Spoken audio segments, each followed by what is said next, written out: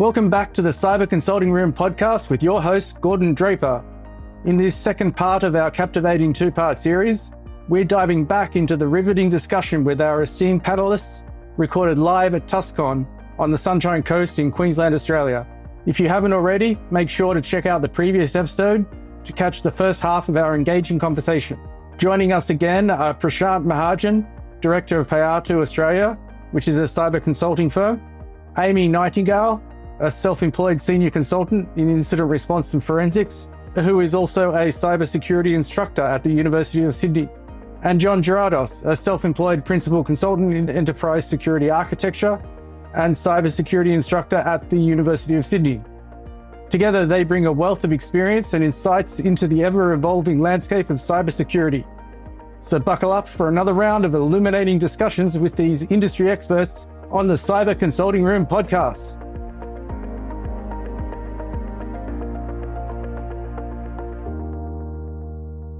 The next question I've got is definitely an interesting one. So, what ethical guidelines should cybersecurity consultants follow in their engagements? Ethical is in ethical hacker. People should be following ethical guidelines. How do you apply the ethical guidelines to your consulting practices?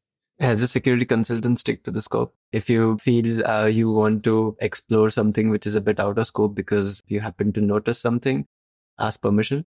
Majority of the clients will not say you are not allowed.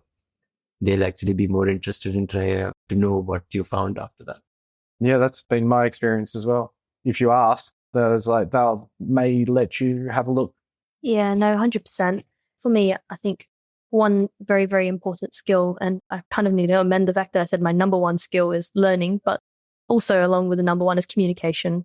As a consultant, I think communication in terms of when we're talking about ethical guidelines, it's really, really key as well. I think it's really important to stay in scope, definitely, but definitely very clear communication with the clients and also with the consultancy that you're working under as well. Being able to know exactly what people's expectations are, what's actually happening, what's actually going on, what their scope is. Just having that understanding from the start, that bit of discovery that you need to do right before you start an engagement. Or actually get hands-on and then being able to communicate any steps or anything as you go along and making those decisions. For the most part, I think that the answers cover everything that I would have said. The only one thing that I would say is, especially when you're consulting, be very careful with upselling stuff or basically saying the sky is falling. A lot of people in security tend to jump to the conclusion that the sky is falling because there's a vulnerability. I think you have to put things into scope and make sure you communicate it properly to the client rather than the sky is falling, let's upsell you a few $1 million worth of stuff, which I do tend to see occasionally. The other side of it, especially if you're new to the industry and you're on the offensive side, just realize everything, all the skills and knowledge and tools we use, they're double-edged swords. Just make sure you are actually using them for ethical and legal purposes. That's something that's critical in this industry. And what I say to my students all the time is you don't want to do the wrong thing because it ends your career very, very quickly. Yeah, trust and integrity as well as quality in work. But definitely the trust and integrity are the highest values within cybersecurity I've found, especially in consulting. So with regards to cybersecurity consulting, what skills and qualities are most sought after when hiring cybersecurity consultants? We've actually been through this very recently in my organization. What we tend to look for is aptitude, the ability to learn, and the passion for learning. You don't necessarily need to know everything.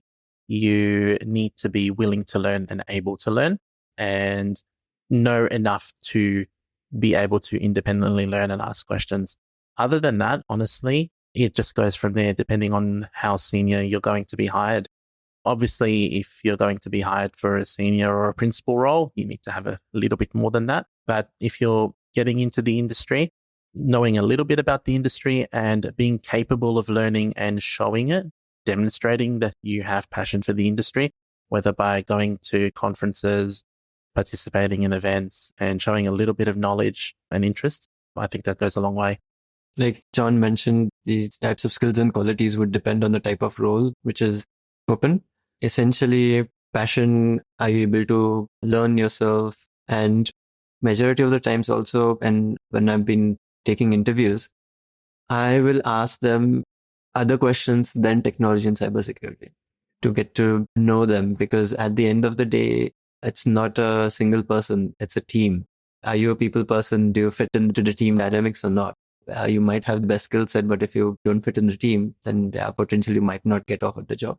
Especially in an offensive group that is being used as a collection of offensive draws some unique people. And so you need to make sure that they can all work together. So what do you foresee as the future trends and challenges in the cybersecurity consulting industry? Buzzwords creating more challenges. People misinterpreting technologies, basically creating FUD that the sky is falling. See, at the moment, with all the interest and other aspects of AI, it is something new, but does that mean it's going to completely solve all your problems? No. It is a tool. Use it in your arsenal. Yeah, that's actually a really good point there, Prashant, when it comes to a lot of people are trying to buy band-aids to their situation. And a lot of different vendors are going out and saying, we will solve all your problems if you buy us. They might spend all their budget just throwing it at without any, investing in having a proper team to manage it or being able to actually know how to use the tools properly. Quite often they just throw money at it, say that solves all their issues without actually narrowing down and spending time to actually work out what the fundamental issues are, what are the actual building blocks that they should be focusing on in their security posture. It is an issue right now, and I can see it continuing becoming more and more of an issue in the future. So yeah, added to that, I think it's improving on most fronts of things when it comes to, for example, skill shortages. There's a lot more happening right now. I think those kind of things are definitely improving, but that one there I don't see improving anytime soon. Yeah, it's a good one that the AI front was mentioned. So AI has been in the media for many, many reasons. And a lot of people say, oh, is that going to take over our job? I think it's the opposite. At the moment, especially if you're working in security, all the security awareness things, you tell people, watch out for phishing emails. Look for the misspellings, look for the typos, look for this, look for that. Right now, you can say, hey, ChatGPT, write me a very convincing phishing email, and it will. And anyone has access to that. So I actually think it's going to make our life a little bit harder for a while. On top of that, everything is now IoT, and that's growing. Not all of those devices are easy to update, and vulnerabilities will be found. So that's something we have to deal with for now. And, it'll eventually improve, but I think it's going to get a little bit worse before it gets better. What role do you see emerging technologies like AI and machine learning, even OT, IoT, and blockchain playing in cybersecurity? Fundamentally, I like to, when it comes to a lot of these questions, and I do get them really, really frequently, especially from when working with students or people newly arriving into the industry. AI is going to take our job. Are they going to take our job? Oh gosh. Something to understand is a lot of these different technologies, I'm going to group them together right now, but a lot of these technologies are actually fundamentally tools. It's same as, will Google take my job? It's a tool that really helps and assists with you to improve your current skill set. So for example, you can use machine learning, you can use AI, you can use all these OT, blockchain, you can use those and build on it. And I like to kind of put it in the analogy of like a calculator. You don't have to calculate things anymore. You can put that little part of your brain and put that to the side and say, okay, we've got a little machine to handle that. Now let's focus on the important stuff that they can't do, they can't handle. And this, especially when you're working consultancy, there's heaps out there. So it is just a tool at the end of the day, and you're just building your knowledge on it. So that's the way I like to really put it forwards as. Should we also mention quantum computing? Let's not get into the particular topic that I read somewhere that apparently the various agencies around the world are trying to lower encryption standards with the transformation into quantum computing. Let's focus on quantum computing is going to break some classical cryptography, but we've also got post-quantum algorithms these days. Each technology, there will be new problems which come and new solutions with that as well. Yeah. So when you talk about quantum computing, if you see recently, Signal protocol has been updated to support post-quantum encryption ciphers. That is, I think, a trend which is going to come. There are a lot more technologies which are going to come in future. Each of them will have their own pros and cons. Hey, look, new technology. Think I got to learn something new. Sometimes these technologies will actually make your job easier, so you can actually focus on the other more interesting bits. Yeah.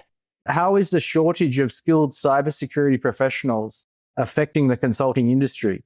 And do you know of any measures that are being taken to address this gap? I run a cybersecurity bootcamp. Obviously, there's a whole bunch of training out there, a lot of new upcoming training, but also there's a lot of mentoring initiatives out there. I personally volunteer with the AWSN, but I've also mentored a lot of people outside of AWSN, whether they're interns, students, or even some senior pen testers.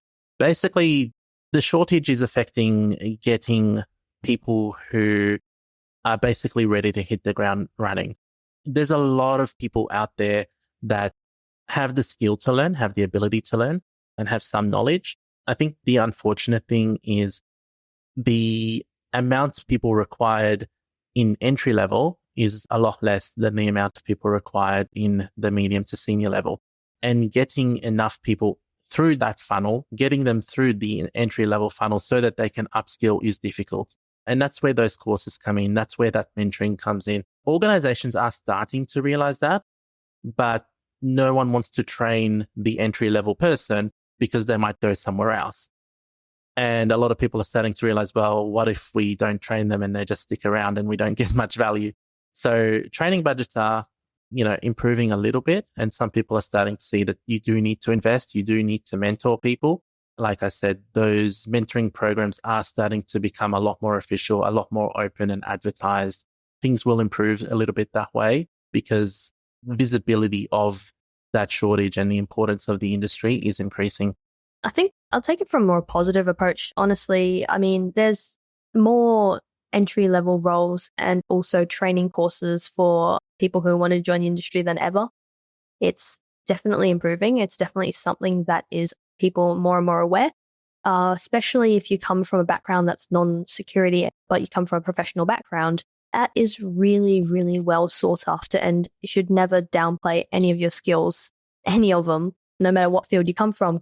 Having that extra skill set, that extra perspective from working in whatever field you worked in does actually help immensely, because security isn't just about one specific area. It's quite often you're working with people. Quite often when you get a role in certain areas, that perspective helps immensely, or that skill set as well, especially communication, especially being able to see their point of view.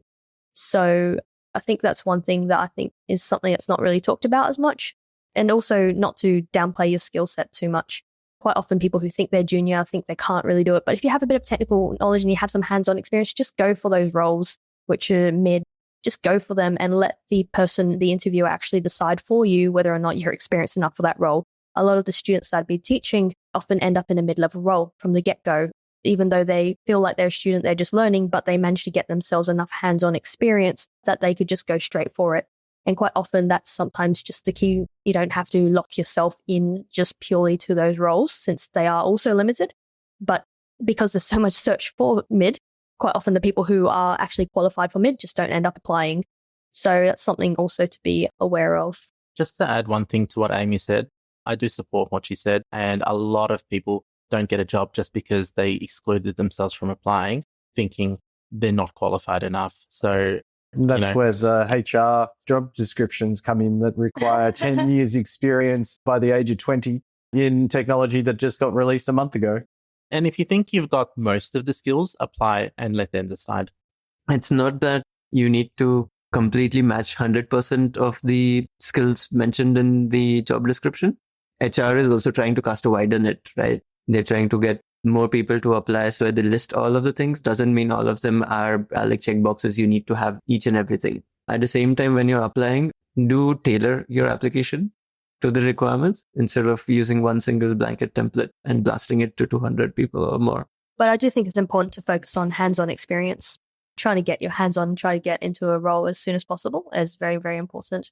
I mean, we did touch this earlier when talking about certifications. I think that answers the question that I was going with to lead into. The three of you have answered it beautifully.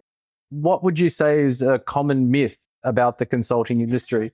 I think people look at the consulting industry thinking it's a mysterious black box. It's super hard to get into, and you need to be the most intelligent person in the world to get a job in the industry.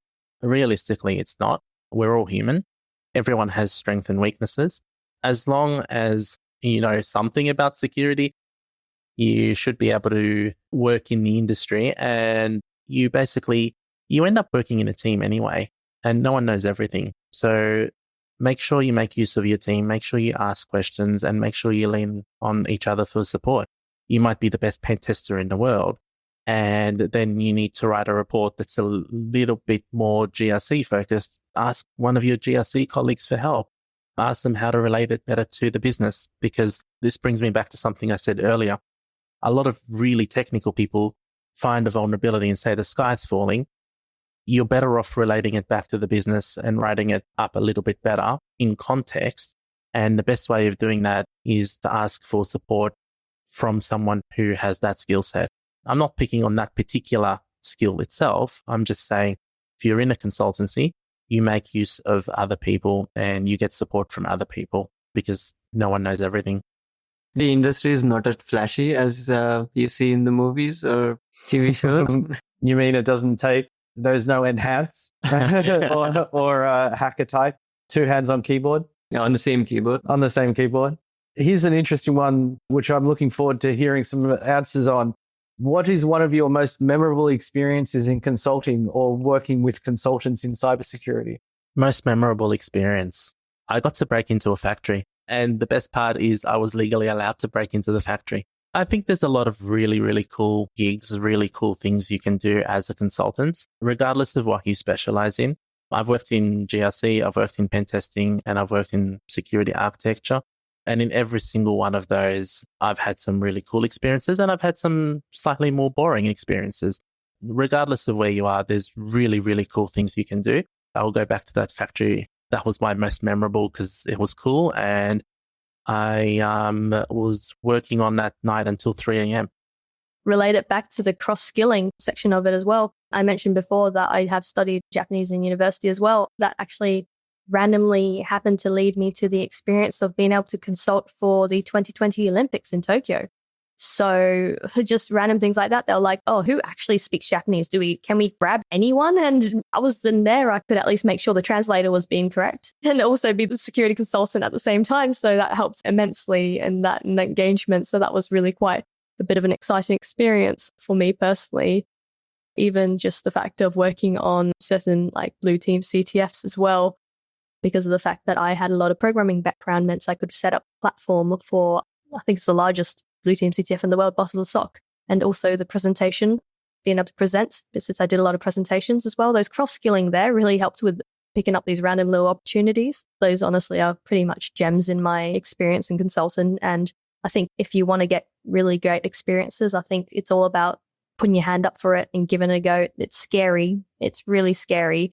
But if you think you can learn, you think you can just go for it and figure it out as you go along, ask people for help and just work your way through it. And I think you learn the most and get the best experiences out of it. One of my memorable experience from a specifically consulting space was a pen test project for a specific client. And basically, within 1 hour of me getting access to the network, I basically had a meeting with the client and basically told them how trivial it was for anybody to gain privileged access in the environment. The next day, the client basically had arranged a meeting with the entire management where I was to give them a debrief of what the project was, what I was trying to do, and what I was identified. And that basically led to a cascading chain of events, which led the entire company to uproot their entire network environment and basically build everything from scratch with security and design. Oh, wow. That's pretty memorable. Yes. In that case, the sky was falling. Not really in falling, but I was already inside the network. So it was very easy for somebody to have, if they have access to the office, then it's pretty trivial to get anybody. Most organizations like a coconut. Anyways. Yeah, that's a good description. I think of it as a M&M, hard on the outside. Hard on the outside. Soft in the middle. Yeah. So I want to thank you all for being here today and sharing your time. What would you like to share as the most important lesson you've learned over your career? For me, is the community is the best part about this industry. And basically, all the things which I've been able to do so far, it was because of the community. And that's why I'm always part of the community and try to basically pay it forward. For me personally, there is a lot when it comes to importance. I think it's just taking it one step at a time. It's very easy to get very, very overwhelmed with so many different things going on, especially in the security industry. It's always so fast paced and you want to keep on enjoying it. So it's about keep finding the enjoyments, things that you really love, and just pursue it, chase after it, and also pace yourself while doing it, because burnout is a problem. It is an issue. It is a massive, massive issue, especially in consultancy. You don't want to hit that stage whatsoever. It's just about taking it one step at a time. Don't rush it all into it. I think it's a really important lesson that a lot of people learn the hard way. So just take it easy and find the small things that you enjoy, and also find things that are not tech that you enjoy. Please just find a hobby, get yourself active, or do something, even if it's not active, just keep yourself away from a screen and enjoy that as well. That really helps immensely. I'm going to say never stop learning. At the same time, be humble and don't burn out. So do pace yourself and, be careful, because it is a really, really cool industry. A lot of people in the industry are super passionate about it, but accidentally that tends to lead to burnout when you're up until 6 a.m. in the morning because you're working on a really, really cool CTF. So do pace yourself and be careful about that. Also, just never stop learning and keep the passion going. Yeah, burnout is a very big issue within cybersecurity as well as consulting. I found myself at one point doing 2 8-hour shifts in a day, a few days a week, and that just burnt me out. Definitely one of the lessons that I've learned is it's a marathon, not a sprint. You got to keep yourself going. Just to wrap up, I just want to thank all of you for your time. And for each of you, can you please share how our audience can find you online? I'm Prashant3535 on most social media. My full name's Amy Nightingale. Quite often I'm a Nightingale, but there's not very many Amy Nightingales out there. So generally I'm listed straight under there. My main platform probably is honestly LinkedIn at the moment. LinkedIn, Twitter, if you want to see me active, Blue Sky or Mastodon, if you just want to see an account. If you search for my name, John Gerardos, and you get the surname correctly spelled, I am literally the only one out there. If you're interested, feel free to connect and we'll go from there. Or just play the musical G note and G will appear. Yes. Awesome. Thank you very much for your time, and thank you for sharing your expertise and knowledge on the Cyber Consulting Room podcast.